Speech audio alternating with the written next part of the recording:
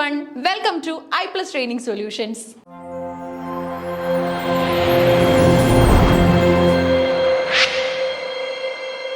ഇന്നത്തെ ക്ലാസ്സിൽ നമ്മൾ ഡിസ്കസ് ചെയ്യാനായിട്ട് പോകുന്നത് നമ്മുടെ സെറ്റ് ഇംഗ്ലീഷിന്റെ സിലബസിൽ നോട്ടബിൾ ആയിട്ട് തന്നെ കൊടുത്തിട്ടുള്ള ദ വിൻഹോവറിനെ കുറിച്ച് ഡിസ്കസ് ചെയ്യാനാണ്. ഓക്കെ, അപ്പോൾ ഏറ്റവും ഇമ്പോർട്ടന്റ് ആയിട്ടുള്ള വിൻഹോവറിനെ കുറിച്ചാണ് ഇന്നത്തെ ഒരു ഷോർട്ട് വീഡിയോയിൽ നമ്മൾ നോക്കാനായിട്ട് പോകുന്നത്. ക്യാപ്സ്യൂൾ ഫോമിലാണ് എല്ലാ കോണ്ടന്റും നിങ്ങൾക്കായിട്ട് പ്രിപ്പയർ ചെയ്തിട്ടുള്ളത്. അതുകൊണ്ട് തന്നെ വളരെ എളുപ്പത്തിൽ നിങ്ങൾക്ക് പഠിക്കാൻ സാധിക്കും. പിന്നെ അതുപോലെ തന്നെ ഓൾറെഡി ഷോർട്ട് ആണ്, ഇല്ല വളരെ ലിമിറ്റഡ് ടൈമിൽ കുറച്ച് സമയത്തിനുള്ളിൽ എങ്ങനെ പഠിക്കാമെന്നല്ലേ നമ്മൾ ഈ ഷോർട്ട് വീഡിയോസിലൂടെ നോക്കുന്നത്. അതുകൊണ്ട് വീണ്ടും അത് ഫിൽട്ടർ ഔട്ട് ചെയ്യാൻ നിൽക്കരുത്, എങ്ങനെയും ഇത് പഠിച്ചെടുക്കാനായിട്ട് ശ്രമിക്കണം. ഓക്കെ, അപ്പോൾ വിൻഹോവറിനെ കുറിച്ച് നിങ്ങൾക്ക് അറിയാമായിരിക്കുമല്ലോ കുറേ കോൺസെപ്റ്റുകളൊക്കെ ഇല്ലേ. അതായത് കാറ്റിനെയും അതുപോലെ തന്നെ നമ്മുടെ പ്രകൃതിയെ പോലും അടക്കി ഭരിക്കാനായിട്ടും അതിനുമേൽ പറക്കാനായിട്ടൊക്കെ കഴിവുള്ള ഒരു ബേർഡിനെ കുറിച്ചാണ് പറയുന്നത്. ഓക്കെ, സോ ദ വിൻഹോവർ നോക്കിക്കോ, ഇത് ജെറാൾഡ് മാൻലി ഹോപ്കിൻസിന്റെ കവിതയാണ്.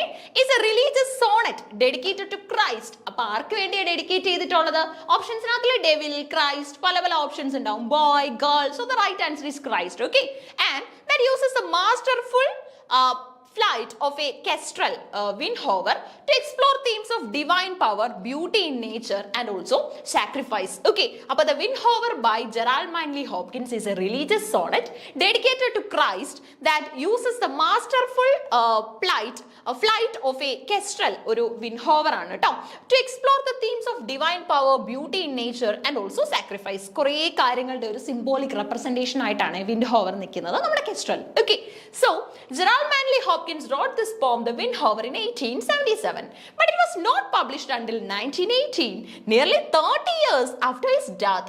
The poem is dedicated to Christ our Lord and is widely considered to be Hopkins' greatest work. Okay, Hopkins എഴുതിയ വർക്കിൽ വെച്ചിട്ട് ഏറ്റവും ഗ്രേറ്റസ്റ്റ് ആയിട്ടാണ് നമ്മൾ എന്തിനെ കൺസിഡർ ചെയ്യുന്നത്? ഈ വിൻഡ്ഹോവറിനെ കൺസിഡർ ചെയ്യുന്നത്. ഓക്കെ, വിൻഡ്ഹോവർ. അപ്പൊ ഇതിന്റെ ഇയർ ഓഫ് പബ്ലിക്കേഷനും കുറച്ച് ഫാക്ട്സും നമുക്ക് നോക്കണ്ടായോ പരീക്ഷയ്ക്ക് വേണ്ടി? ശ്രദ്ധിച്ചോ. Written in 1877, Hopkins completed the sonnet during his theological studies at St. Bruno's College in Wales. Okay, publication പറയാനാണെങ്കിൽ published in 1918. It was included in the posthumously published poems of Gerald Manley Hopkins, edited by friend Robert Bridges. ഇതൊരു മുൻകാല ചോദ്യം കേട്ടോ, ആരും പ്രതീക്ഷിക്കത്തില്ല ഇങ്ങനെ ഇടയ്ക്കുന്നൊരു ചോദ്യം വരുമെന്ന്. ആരാണ് ഇതിന്റെ എഡിഷനും ബാക്കി കാര്യങ്ങളും എല്ലാം ചെയ്തതെന്ന് ചോദിച്ചു കഴിഞ്ഞാൽ നമ്മുടെ റോബർട്ട് ബ്രിഡ്ജസ് ആട്ടോ. റോബർട്ട് ബ്രിഡ്ജസ് നമ്മുടെ ഏറ്റവും അധികം ഹോപ്കിൻസുമായിട്ട് അടുപ്പം ഉണ്ടായിരുന്ന ഒരു വ്യക്തി കൂടെയാണ്. ഇനി നോക്കിക്കേ, Windhover by Gerald Manley Hopkins is a 14-line Petrarchan sonnet that describes a kestrel's masterful flight and links it to religious and spiritual themes, ultimately becoming a hymn to God's glory. Okay, ദൈവത്തിന്റെ സ്തുതി അല്ലെങ്കിൽ ദൈവത്തിന്റെ Glory's ഒക്കെ പറയുന്ന വളരെ അനശ്വരമായിട്ടുള്ള ഒരു വർക്കാണ് Windhover എന്ന് പറയാനായിട്ട് സാധിക്കും. നോക്കിയിട്ട് മോനെ, എല്ലാ കവിതകൾക്കും ഇമ്പോർട്ടൻസ് ഉണ്ട്, എന്നാൽ ചില കവിതകൾ മോസ്റ്റ് ഇമ്പോർട്ടന്റ് ആണ്. സ്ഥിരമായിട്ട് ഒരു തരത്തിലുള്ള മടുപ്പുമില്ലാതെ എല്ലാ ചോദ്യപേപ്പറിലും കാണുന്ന ചില കവിതകളുണ്ട്. അതിൽ ഒരെണ്ണമാണ് Windhover എന്ന് പറയുന്നത്. Okay, the key points include its formal structure, the contrast between the physical beauty of the bird and the underlying spiritual message, the concept of sprung rhythm, and Hopkins' use of alliteration and other devices to mimic the bird's movement. Okay, ഈ ബേർഡിന്റെ movement കാണിക്കാനായിട്ട് കുറേ തരത്തിലുള്ള ഡിവൈസസും കാര്യങ്ങളും ഒക്കെ use ചെയ്യാനായിട്ട് ഇവിടെ ശ്രമിച്ചിട്ടുണ്ട്. Line and structure നമുക്കൊന്ന് നോക്കിയാലോ. 14 ലൈൻസ് ആണ് Windhoverനുള്ളത്. സോണറ്റ് ആണ്, 14 വരെയുണ്ട്. ഇനി അതുപോലെ തന്നെ നമുക്ക് സോണറ്റുകൾ രണ്ട് തരത്തിലുണ്ടല്ലോ. ഏതൊക്കെയാണെന്ന് പറഞ്ഞേ? ഒന്ന് പെട്രാർക്കിയൻ സോണറ്റ് ആണ്, മറ്റൊരെണ്ണം ഏതാണ്?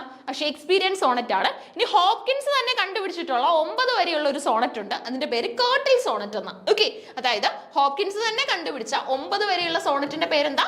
കേർട്ടൽ സോണറ്റ്. Okay, curtal sonnet. അങ്ങനെ പല തരത്തില് നമുക്ക് സോണറ്റുകൾ എക്സിസ്റ്റ് ചെയ്യുന്നുണ്ട്. ഓക്കെ, അപ്പൊ ഇത് പെട്രാർക്കിയൻ ആണ്.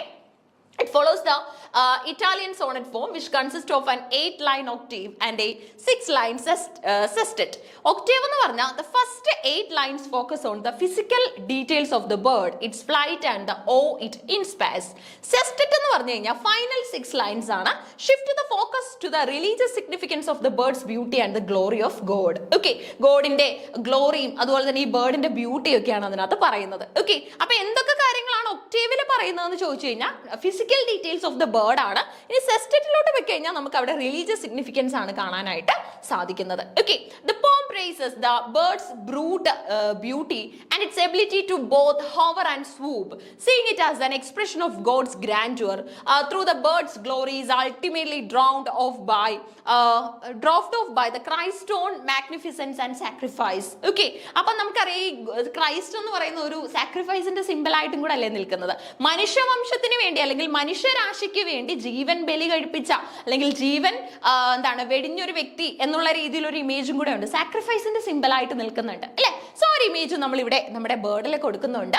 The poem culminates in a moment of insight, comparing the earth turned by a plow and glowing embers to Christ's radiant, powerful presence, which provides a parallel to the bird's magnificence and points to the profound meaning often found even in humble things. Okay, simple ആയിട്ടുള്ള കാര്യങ്ങളിൽ പോലും നമുക്ക് ഭയങ്കരമായ ഒരു ബ്യൂട്ടിയും അതുപോലെ തന്നെ അതിൻ്റെതായിട്ടുള്ള ഒരു ഇമ്പോർട്ടൻസും ഒക്കെ കാണാൻ സാധിക്കും അല്ലെ. നോക്കുമ്പോൾ നിസ്സാരമായ ഒരു പക്ഷിയാണ്, പക്ഷേ ഈ പക്ഷിക്ക് ഇത്രയും സിംബോളിക് റെപ്രസെന്റേഷൻ ഉണ്ടായിരുന്നോ എന്ന് നമ്മൾ മനസ്സിലാക്കുന്നത് നമ്മുടെ ഹോപ്കിൻസിനെ പോലെയുള്ള ഫേമസ് ആയിട്ടുള്ള ജീനിയസ് ആയിട്ടുള്ള എഴുത്തുകാരുടെ വാക്കുകളിലൂടെയാണ്. Okay, key points, religious context നോക്കിയാ the poem is a prayer like act of praise to Christ as indicated by the dedication to Christ our Lord. Okay, the Windhover as a symbol, the kestrel is seen as a majestic divine creature that embodies beauty, valor and act, serving as a powerful symbol of Christ's majesty and power. Okay, ദൈവത്തിന്റെ മജസ്റ്റിയും പവറും ഒക്കെ കാണിക്കുന്ന തരത്തിലുള്ള വളരെ important ആയിട്ടുള്ള സിംബലും കൂടെയാണ് Windhover.